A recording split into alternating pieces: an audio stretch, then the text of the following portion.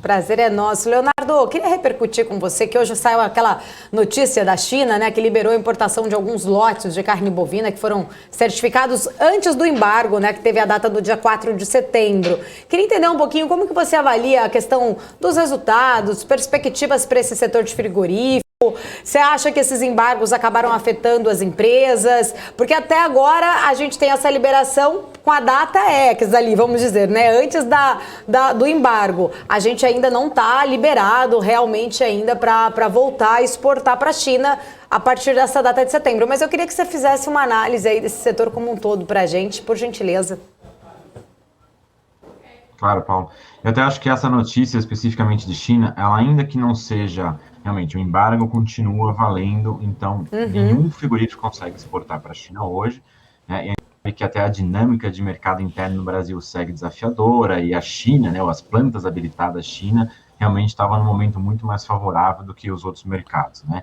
Então, ainda com o embargo, a gente continua com esse peso sobre o resultado desses frigoríficos. O que eu acho que é interessante ter em perspectiva é que realmente tinha muita carne que foi embarcada literalmente logo depois do embargo, né, dia 4 de setembro. Então, quem já tinha carne produzida, já estava com etiqueta de China, já estava com toda a denominação de cliente, na hora que veio aquele alto embargo do Brasil, colocou tudo na água e aquela carne foi para o destino, China. Então, tinha muita carne na água, muita carne no porto da China, né, e existindo uma incerteza do que aconteceria, né? Claro que são 2 meses já depois, então já tem bastante tempo de preocupações. Tem vários frigoríficos que já realocaram uma parte dessa produção, estima-se na casa de 100 mil toneladas, é um número que a Abrafigo passou. Se for isso, realmente é um volume bem expressivo, e se isso voltasse para o Brasil, seria um ponto bem negativo, né? Então, acho que o fato dela ter aceito a entrada, pelo menos já de algumas cargas desse lote todo que foi feito, é muito positivo, porque ele tira um pouco dessa preocupação de volta, mas ainda estamos com embargo, né?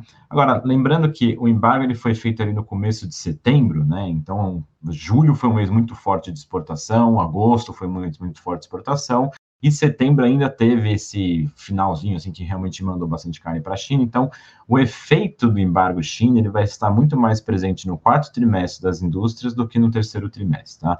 Acho que essa é a primeira leitura que a gente tem que ter. E, claro, vale a pena ter em perspectiva que, sem China, né, a gente está falando de uma exportação que é 2/3, mas a exportação do Brasil está indo para a China, quando a gente pega a China mais Hong Kong, né, que é tudo junto.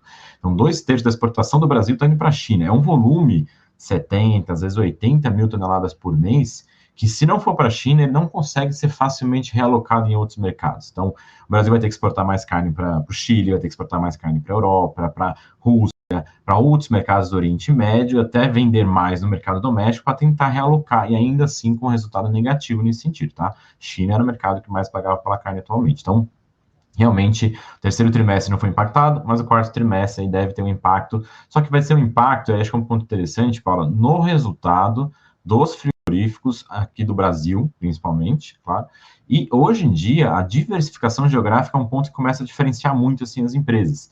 Então, na hora que a gente olha o setor todo de frigoríficos, são JBS, Marfrig, BRF, Minerva, eles têm não só a diversificação de proteínas, como a diversificação de geografia, né? E os frigoríficos que têm exposição mais aos Estados Unidos são esses que têm apresentado resultados muito mais fortes nos últimos trimestres. Então, o terceiro trimestre veio com resultado muito forte de JBS, resultado muito forte de Marfrig, apesar do que está acontecendo no Brasil, né, e ainda sem efeito da China, mas porque os Estados Unidos têm um resultado muito forte, realmente margens historicamente muito altas, batendo recorde sequencial, né, que é uma coisa até realmente não esperada por ninguém no mercado.